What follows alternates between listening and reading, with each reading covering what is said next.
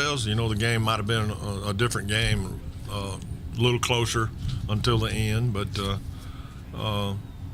it was what it was. And the thing about, I think you probably, usually when something's hard earned, you grow more from it as a football team. And certainly, I think as we rolled along there, our defense got better.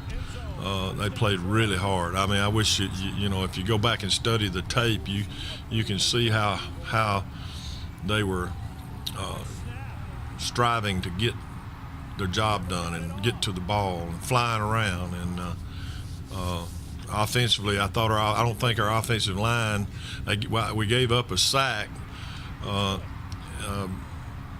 I don't think they missed any assignments, and which is phenomenal. Things right to put yourself in your best position to win. Tomorrow when we start practice, we got to do it again. Do it again. Start all over. We got to do it again. Yes, sir. And now we got 1 week to do it.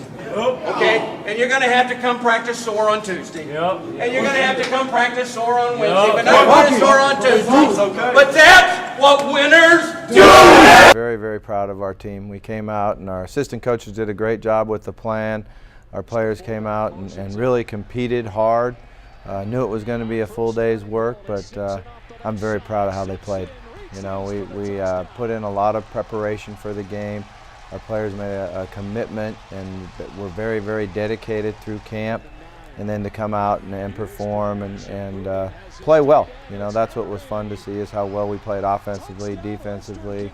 Our kicking game did a good job. So it was a total team effort. I'd like to get into, from a run game standpoint, I'd like for us to kind of get back to kind of what our identity is, rather than it being a little bit of a hodgepodge based off of who the running back was at the time. Oklahoma was playing a significant amount of man coverage where they had an extra guy that they could drop down for the run game. And so there was always going to be a bonus hat. And, you know, sometimes the quarterback can take care of the bonus hat, but if the quarterbacks can't threaten, then all of a sudden the quarterback loses his viability in relation to being a guy that they have to account for. And probably one of the bigger things in the Oklahoma game was just that not very often do we find that our receivers can't separate, and our receivers could not separate against them.